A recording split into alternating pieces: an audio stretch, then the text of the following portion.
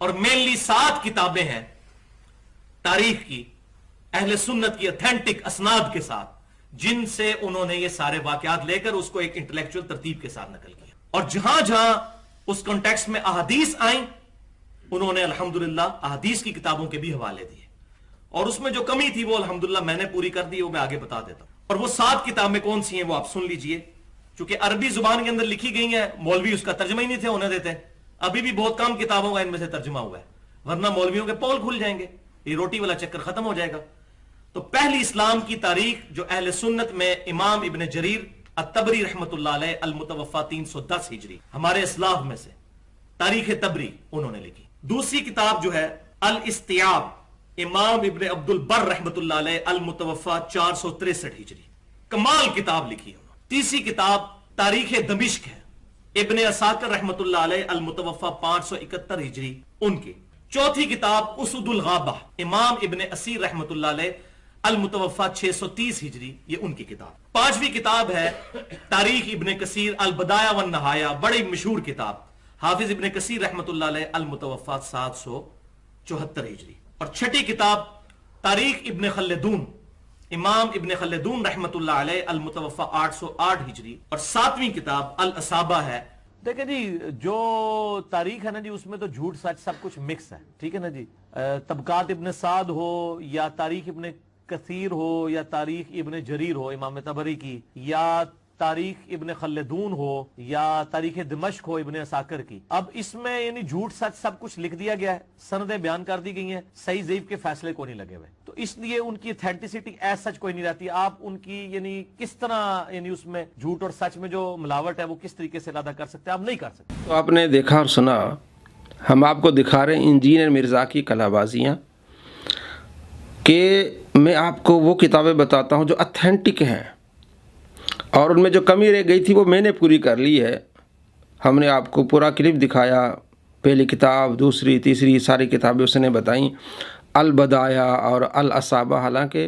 عربی جاننے والا اس طرح کی غلطی نہیں کرتا، البدایہ والنہایہ، الاصابہ، یہ الفاظ ہے۔ جس بندے کو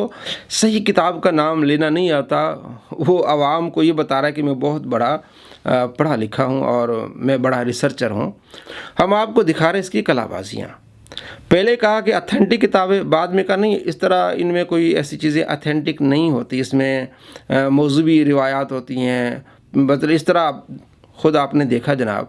اسے کلا بازی کہتے ہیں کہ پہلے کیا کہا اور بعد میں کیا کہا۔ ہم آپ کو پورا کلپ اس کا دکھاتے ہیں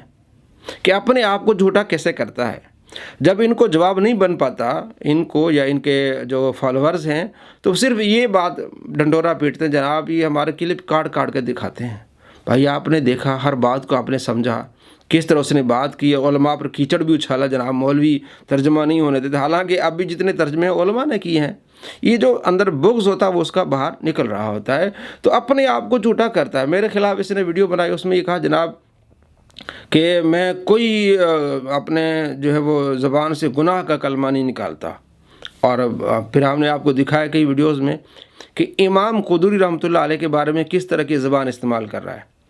اور امام احمد بن حنبل رحمۃ اللہ علیہ کے بارے میں اس نے کس طرح کی زبان استعمال کی ہے،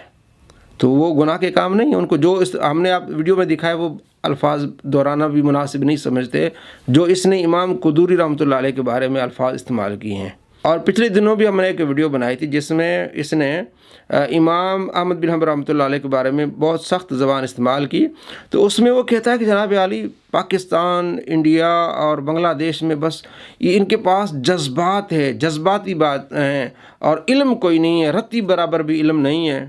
اور اس نے میرے خلاف جو ویڈیو بنائی اس میں کہتا جناب دیکھیں، جب آپ صلی اللہ تعالیٰ علیہ وآلہ وسلم کا ذکر آئے گا تو مسلمان جذباتی ہو جائے گا، اور سب سے جو ہے وہ سلیم فطرت رکھنے والا، برداشت کرنے والے، سب سے وہ صحابی صدیق اکبر رضی اللہ تعالیٰ عنہ، ان کے سامنے جب ایک کافر نے بات کی تو آپ بھی بڑے غصے سے ہوئے، آپ نے اس کو غصے سے جواب دیا، بخاری میں روایت ہے۔ تو جناب علی اس وقت آپ کہتے ہیں جناب جب آپ صلی اللہ تعالیٰ علیہ وآلہ وسلم کا ذکر خیر ہوگا تو جذبات تو آئے گا، جذبات میں بات تو ہوگی، لیکن جب علماء بات کرتے جذبات سے یا اپنے عوام جذبات سے بات کرتے، یہ جذباتی کام کر رہے ہیں، ان کے پاس کوئی علم نہیں ہے۔ بھائی آپ کا کوئی ایک موقف تو ہونا چاہیے۔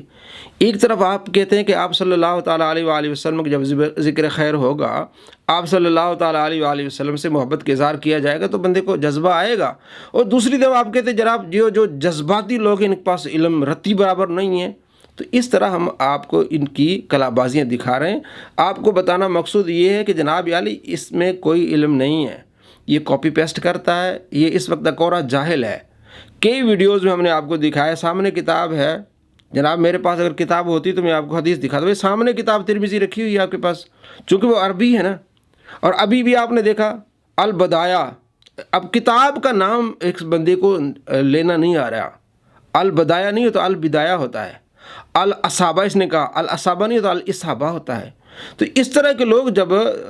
دین میں اپنی چیزیں ڈالیں گے اور لوگوں کو اس طرح کی باتیں بتائیں گے تو وہ پھر علماء کا بغض ڈالیں گے۔ جناب ہماری طرف لوگ کنورٹ ہوں اور علماء سے بغض رکھیں، اور علماء سے بغض رکھنا آپ علیہ السلام فرمایا یہ ہلاکت ہے۔ تو یہ کام ہلاکت والا کر رہا ہے۔ جو شخص بھی اس کے پیچھے جاتا ہے، وہ علماء سے بغض رکھتا ہے، پھر اپنے آپ کو ہلاکت میں ڈال دیتا ہے۔ تو آپ صلی اللہ تعالیٰ علیہ وآلہ وسلم کی حدیث ہے مجموع الزوائد میں، آپ علیہ السلام فرمایا علماء سے بغض رکھنا اور ان کی محفل میں نہ جانا اور ان سے محبت نہ کرنا، یہ ہلاکت میں ڈالنے والی بات ہے۔ اللہ تبارک و تعالی ہمیں علماء سے محبت، پیارے آقا صلی اللہ تعالیٰ علیہ وآلہ وسلم کے صحابہ سے محبت، اور پیارے آقا صلی اللہ تعالیٰ علیہ وآلہ وسلم سے محبت، اور آپ صلی اللہ تعالیٰ علیہ وآلہ وسلم کے طریقے پر چلنے کی توفیق نصیب فرمائے۔ اس طرح کلا باز اور جھوٹے شخصوں سے اللہ ہمیں محفوظ فرمائے۔